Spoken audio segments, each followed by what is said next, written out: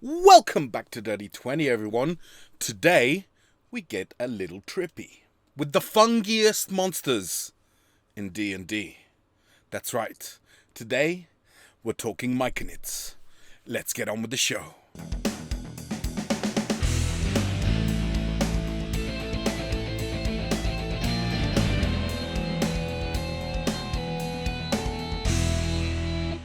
Thanks for joining us, lovely people.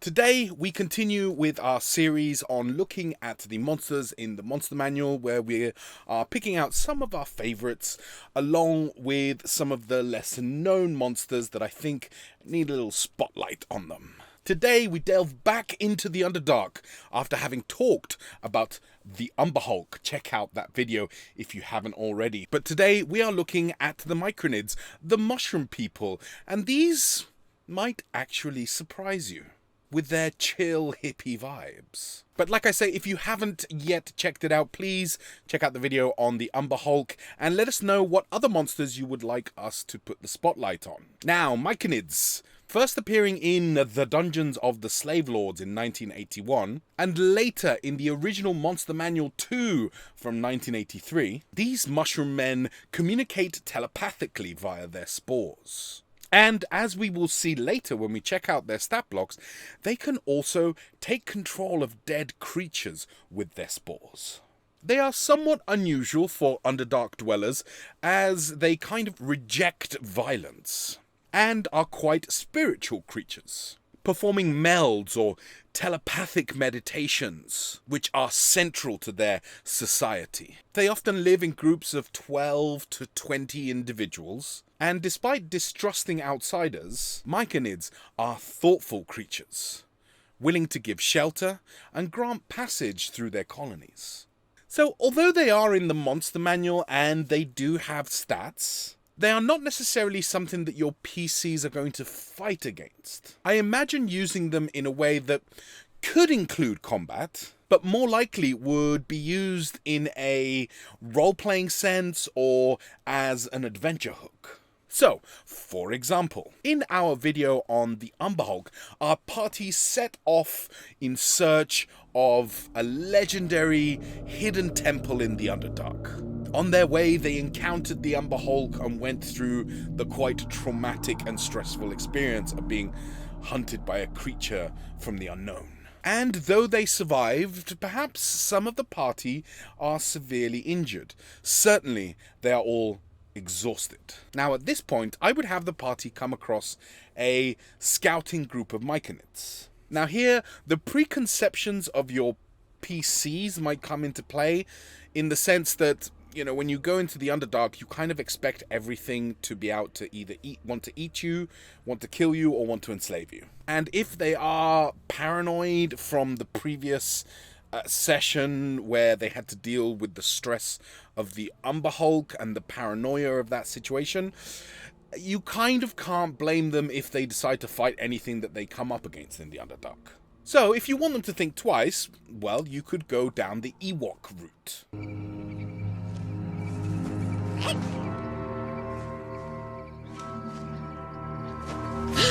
Cut it out! There are such things as Myconid sprouts, which are small, tiny little mushroom men. And here music can once again play a very important part. Just like previously where we wanted to increase the tension of, feeling trapped underground and like there's something that you don't understand, maybe hunting you. Here we can set a lighter tone with music and the cute image of the small little mushroom men. Because cute always makes PCs think twice. Remember our Displacer kitten. Hopefully there wouldn't be a fight, but very quickly if there were, the players would realize that the Myconids are no real threat, as we will see when we look at their stats. And here is where I think you could really kind of introduce the party to a really interesting and different culture, the Myconid society. And show them as peaceful and close to nature. Maybe even have one of the PCs experience the melding. I think just generally the PCs having a nice time. And you could just leave it there. A place for the players to rest, make a new ally, and move on with the quest. Or you could here introduce a side quest. Perhaps a clan of drow have been kidnapping the Myconids because they want to release a sap that they produce that is intoxicating to them. And the Myconid colony asks for help from the party. Either way, I think there's some really interesting things that you can do with the Myconids. I just really like the idea of a kind of peaceful, very kind of wise culture that the players can kind of come across, and one that's entirely alien to them. And like I say, it's also just kind of nice to have something in the Underdark not trying to kill you. But before we jump into the stat block dissection of the Myconids, please make sure you have subscribed, and if you could give this video a like, it really helps the channel grow. Okay then guys, so jumping into the monster manual on page 230, you have Myconids, described as intelligent ambulatory fungi that live in the Underdark, seeking enlightenment and who deplore violence. If approached peacefully, Myconids gladly provide shelter or allow safe passage through their colonies. But oh, I love the artwork, good lord. It's just so cool. But looking at the different stat blocks that we have here, we have the kind of pre-mentioned Myconid Sprout, which is the smaller kind of version. And immediately you look at challenge rating and it's 0. So these things are really not meant to last any amount of time. They have 7 hit points each. I mean, they're more of an alarm system than anything else, because as you can see, they have distress spores. When the Myconid takes damage, all other Myconids within 240 feet of it can sense its pain. There's also a little thing about sun sickness, which is something that all Myconids have, as well as the distress spores. But then, you know, things like I said, 7 hit points. They have a fist attack, which can do 1 point of damage, plus 2 of poison damage, which is not great. But then you have rapport spores 3 times a day. A 10-foot radius of spores extends from the Myconid. These spores can go around corners and affect only creatures with an intelligence of 2 or higher that aren't undead, constructs, or elementals. Affected creatures can communicate telepathically with one another while they are within 30 feet of each other. The effect lasts for 1 hour. So these things don't actually have any languages, as you can see. They communicate telepathically through spores. So there can definitely be the kind of misunderstanding fight that can potentially happen where, like I said, you have a Myconid scout unit who kind of come across the party, and at first they are unsure, and again, hopefully the party won't just start murdering them. Hey! Ah, don't. It'll be all right.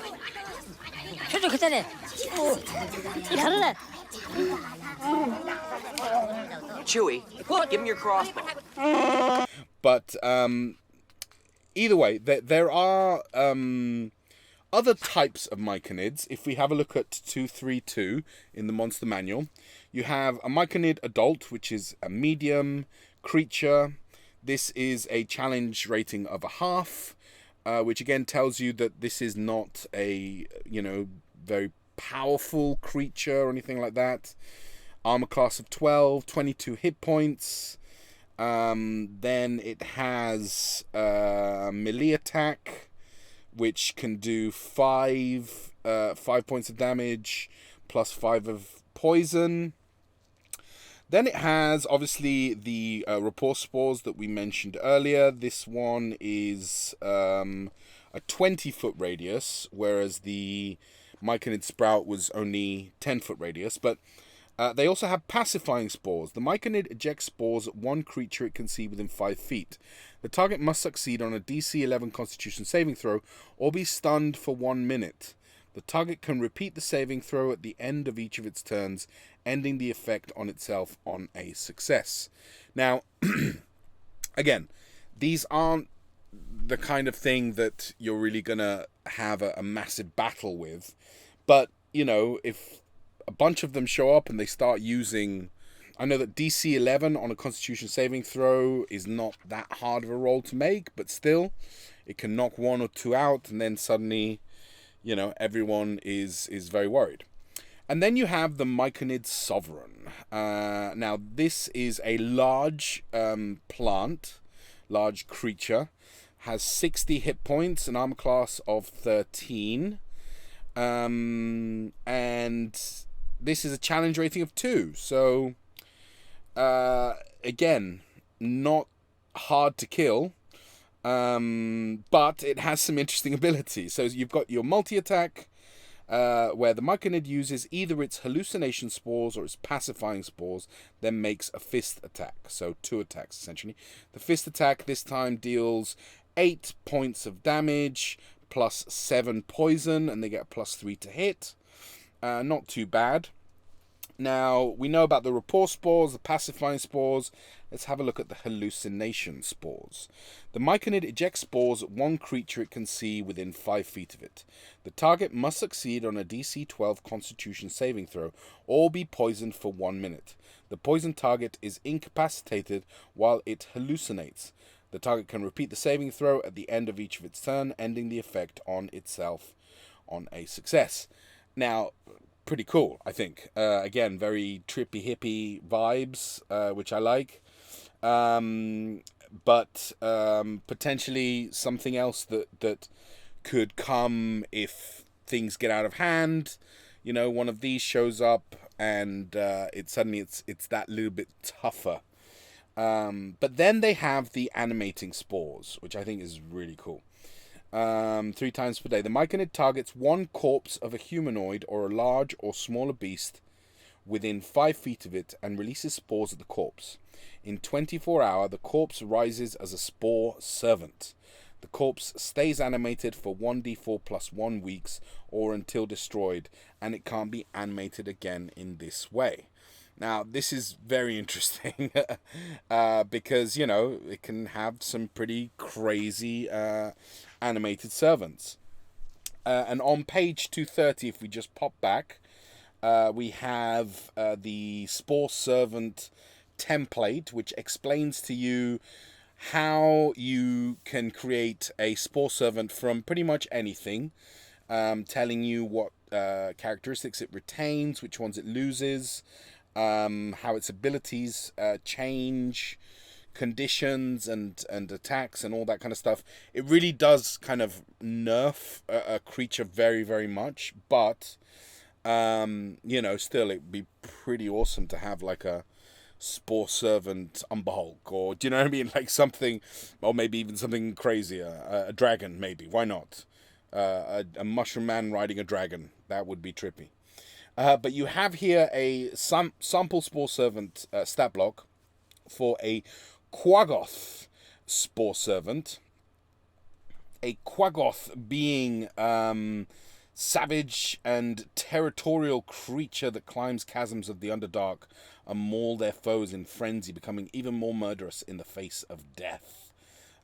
Pretty gnarly creature there.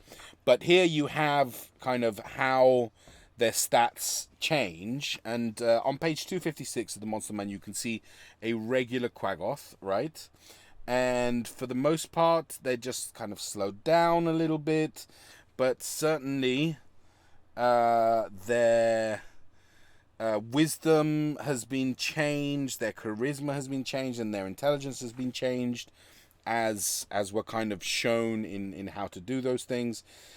And you know, it is not what it looks like, but still, it can be a pretty gnarly moment. Now, again, using these guys in the way that I mentioned earlier in the video, you know, as a culture that is peaceful and things like that. Maybe, you know, using this as a kind of last resort to help the party if they decide to help them with the drow that they're having problems with, you know. In the last minute, maybe, you know, the Myconids come and help the party, sacrificing themselves in you know, in a lot of different ways, but also bringing along with them their kind of spore servant creatures that they've got, like, you know, 2 or 3 of them, let's say. I think that would make for a really kind of epic story moment, and I think that's definitely one way that I will be using them in the future. There we have it, lovely people. Thank you so much for watching. Let us know your thoughts on the Myconids in the comments down below. And once again, let us know what monsters you would like us to put the spotlight on. Take care, and as always, keep slaying.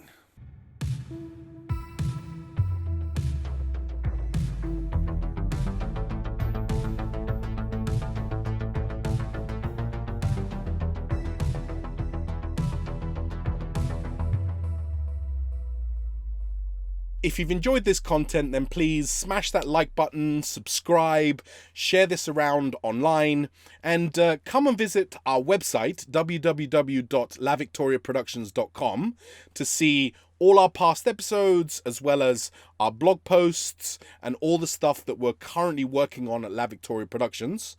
Why not reach out to us and tell us what you think of our videos? You can reach us on Twitter. @MouthLaVictoria is our producer. We are also on Instagram. I am EnanoLVP, and our producer is Jazzy J Cherot. We're also La Victoria Productions on Facebook and LinkedIn. Come on by and let us know what you think.